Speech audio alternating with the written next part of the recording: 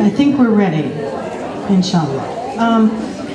Okay, so hijab, most people are familiar with the word hijab or headscarf, but hijab goes beyond that. Like I said earlier, you know, it's a requirement for Muslim women to cover everything but their face, their hands, and their feet. But it is dressing modestly, not to you know, show their shape, and it is a way of conducting yourself, you know, lowering your gaze and behaving modestly in public and not calling too much attention to yourself. But the hijab, the head covering, and even the Islamic attire is very different from country to country. You know, it's very much influenced by its culture. And so we wanted to kind of bring to you different varying headscarves that you might see. It doesn't by any way represent all of the different countries, but it's some differing styles. You know, there's a lot of styles and way to wear a hijab. You know, traditionally, you're going to see that we all kind of wear it differently. You can usually tell somebody from Turkey because they wear it with almost like a little like a cap almost, the way that she always puts her hijab on. I try to wear it differently, but I always go back to the same way, which is just a square, and I'll show you how I put that on. But then you're going to see my sister Naget is from Pakistan, and she will traditionally wear, I don't know what that's called, the dupatta? Dupatta. And so she wears the more longer one, and we'll demonstrate that as well. But then there is a couple, where are the... There's one here that is a one-piece, what we call a one-piece hijab, and we have ladies. This is a really easy style, and it comes in many different fabrics, and it comes in different styles. This one that I happen to bring is one that is almost blinged out. It has a lot of different the crystals in it, and it's very easy. You just slide it on. See? Very easy. You just slide it on and you can go. It happens to be not this particular one, but that style happens to be my daughter's favorite. And she doesn't wear any of the other kind because it's easy for her to just slide it on and go. This is another version of a slip-on hijab. It's a two-piece. It comes with an underscarf, and oftentimes it will match the outer, but it doesn't always. So it's almost tubular, the underscarf, and part of that is also because your hair can be very slippery depending on the texture of your hair. So if your hair is more straight and fine, anything you put on your head could slide off very easily. So this one, excuse me, has its own underscarf, and then another piece. It's work friendly, I'm told. Yes, that's true. Depending on what your profession is, you know, it's easy to wear to work. And so there you go, very easy. And it comes in a lot of different styles, but that's the two-piece. Now, we have one that's a bit more complicated. I'd like you to, if you can show them, I call it the double-headed hijab because it has two holes for the head. And it's, one of the sisters brought it to us from Singapore, and my husband brought it to Morocco, and he had a tailor make it there, and the tailor was very confused by what is this. So he just made it exactly to the same specifications, but had no idea what it was or how somebody would wear it. So even though it's from a country in which that they wear hijab, they've never seen one like this one. So there's like two heads in this.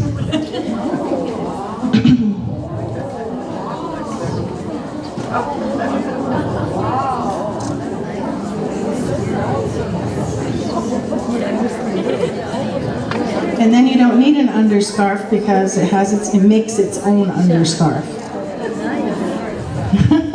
There you go. Now those are the varying versions that I know that are easy to slip on. Then there are some others that I'll let Naget do for you. The dupatta, which does normally require an underscarf, right? And underscarves come in all different kinds. This one is a tie kind, right? Okay, like with a fancy front, And you'll see when she puts it on someone that you'll see this fancy front shows underneath the hijab, but the rest of it doesn't. And this one is self-adjusting because you can tie it in the back as tight as you need it, whereas the other tubular ones are not really adjustable like that. But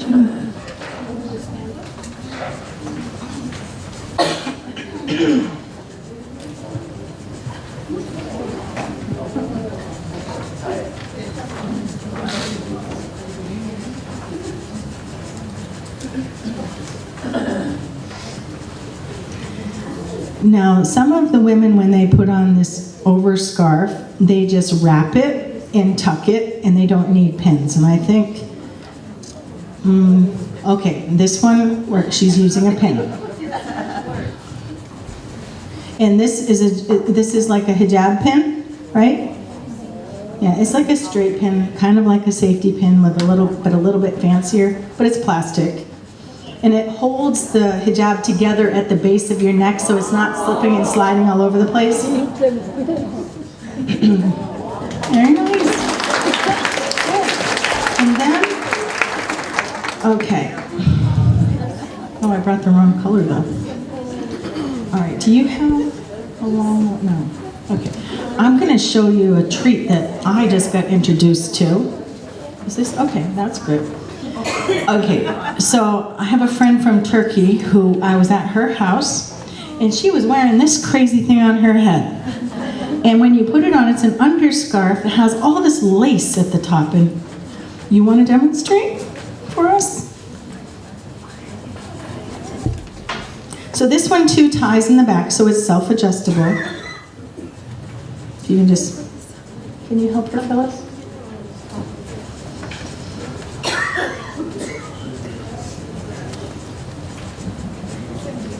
Oh, I might have already had it in a tie.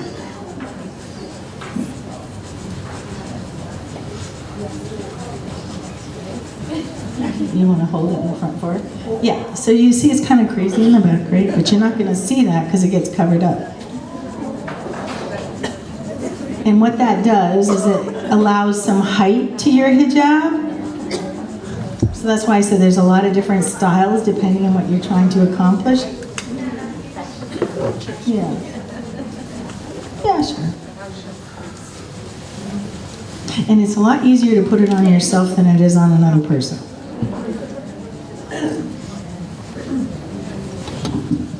And you see back here, there's this height from these crazy ruffles, but it's very hard to find it. That's one of the challenges living in Hawaii, though, is that I don't have family in another country. I have family in Vermont, and they can't send me anything. So I rely on my sisters here, who all can go back to their home countries, and they bring back really cool things. Otherwise, I have to get them on the internet. Okay. Now, you want to put a square one? Okay.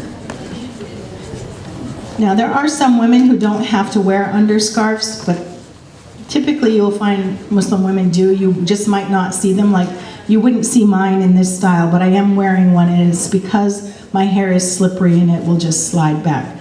I'm also one that wears a lot of pins because I don't like to mess with my hijab. Once I put it on in the morning, I don't want to be folding it and tucking it and fixing it as it slides. So she's demonstrating the square one. So this is an undercap, and then the square one gets folded like a triangle, and then it's just put on the head, and I wear a pin underneath, and then when I fold them, I put straight pins. Now this is another area of decoration, and another reason to wear an undercap so that you're not sticking the straight pin directly into your head, because that could be painful. But so when you have an underscarf, these straight pins can slide in on the side, and they hold it. I do. Which kind? Are you looking for the safety? I kind of mixed them all in. You want to see? Oh, you got it. Okay. And then this really neat new thing, again, I was introduced to is because, sometimes it's windy, or depending on the length of, there are a lot of women that wear their hijabs lower, and really Islamically we probably should, but I don't always, and so mine are a little bit shorter. And it's difficult because if the wind blows or you move just right, your neck shows. So they have this cool magnet pin, and it's just 2 pieces of a pin that are magnetized, so one goes underneath, one goes on top. When the wind blows, it stays right where I put it. Oh, she has a magnet pin. You have a magnet pin? Oh yeah, right here. So they come in a lot of different decorative. You can make it show or make it not show. It's really very dependent on you. But like I said, even the straight pins are decorative, but they don't have to be. It's very much individualized style, however it is you want to wear it. But these are just some of the representations of the different hijab styles. There are others, but these are the ones that we're the most familiar with. Thank you, ladies. Thank you. We should get a picture of our models.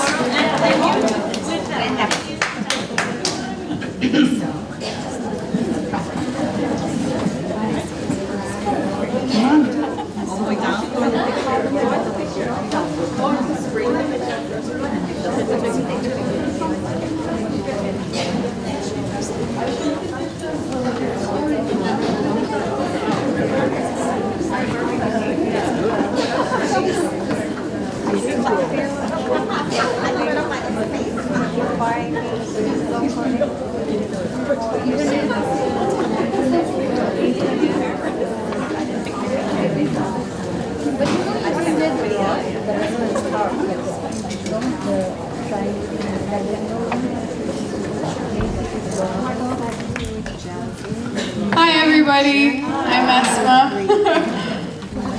Do I have a volunteer to do henna on? Is it, okay. Can I have you come up here? Are we using the projector? You can sit here. Right here. I'm just going to talk about henna for a little bit. So henna is a plant, and it's just like a green plant. They take the leaves, they dry them in the sun, and then they crush the leaves to make this green powder. And then the powder is used to make the henna paste. So you add lemon juice, sugar, and tea tree oil to make like a icing. It's a paste, and the paste goes into cones. It's kind of like decorating a cake. It's like the piping. So I've used the cones to make different designs. And so this henna, the practice of henna, I think it originates from India. As you can tell, I am not Indian. I mean, we do it everywhere now. It's become very popular in the United States, and many cultures have adopted it, but this is not a religious thing. It's purely cultural. It's just for fun. As far as Muslims go, I'm not sure if it has any religious significance in the Hindu religion in India, but for Muslims, it's not religious at all. It's just for fun. It's just a cultural thing. So we tend to do flower patterns, and we tend to stay away from animals because we don't really draw faces in our religion, because we believe you can't recreate anything that God has created as perfectly as He has made it. So we tend to not draw like human faces, animal faces, so we stay away from that. So I'm going to, are we going to show all the photos? Or should I start? Let's go through all the photos. Okay, let's do that. Enjoy.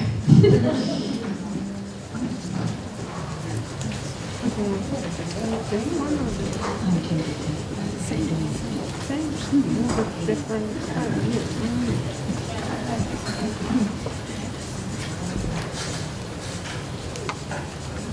want to talk about these? No, they don't have any like meaning. They're just pretty. So we can just go through them.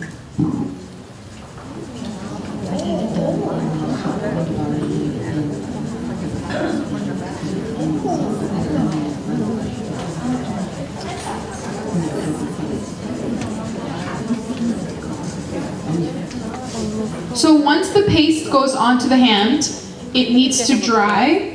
The longer you leave it on, the darker the stain will be. So this is all fresh henna. What you see on top of the hand, that's gonna dry and crumble off. and the stain will be left underneath on the skin. So natural organic henna is usually like a brown or a red color. There are hennas of different colors, but they're like usually chemically altered to change the color of the henna. And then once the stain has set,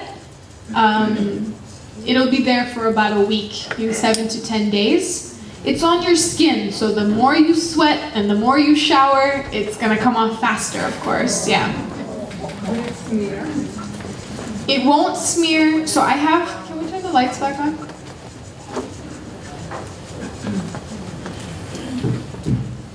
I don't know if you can see, but I have a stain on my hand. I just did this yesterday. Yeah, I wash my hands all the time. Yes, you can do the dishes. You only have to be careful about smudging when it's drying. Once it's dried and it peels off and the crumble comes off, this is just, you can't feel it, it's just on your...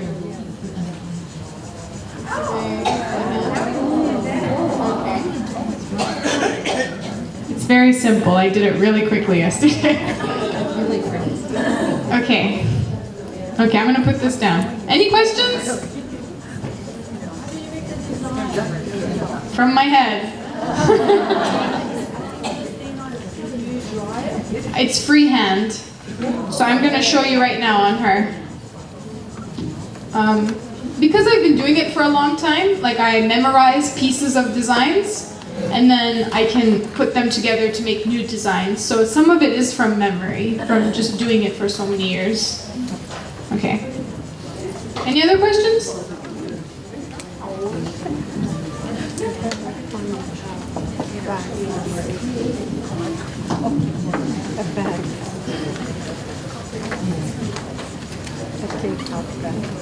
Oh, I made the box. Yeah.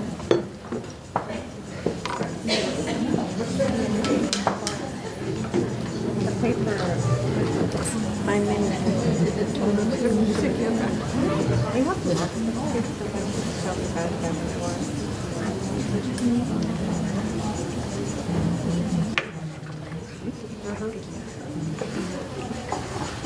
It doesn't hurt.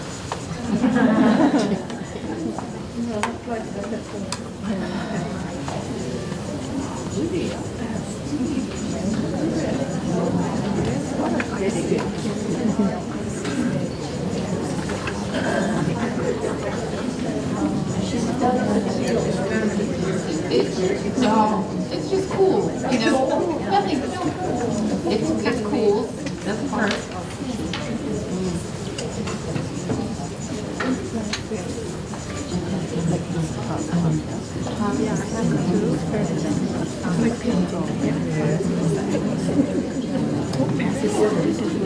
Waiting for you, really.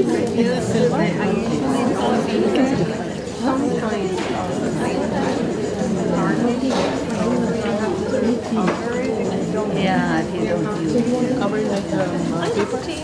No, any glue. And once in a while,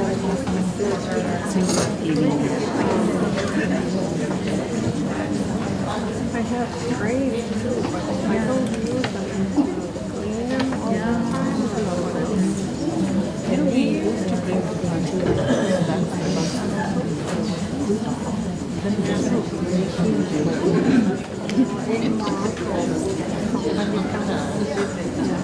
bring the tray and we bring another one.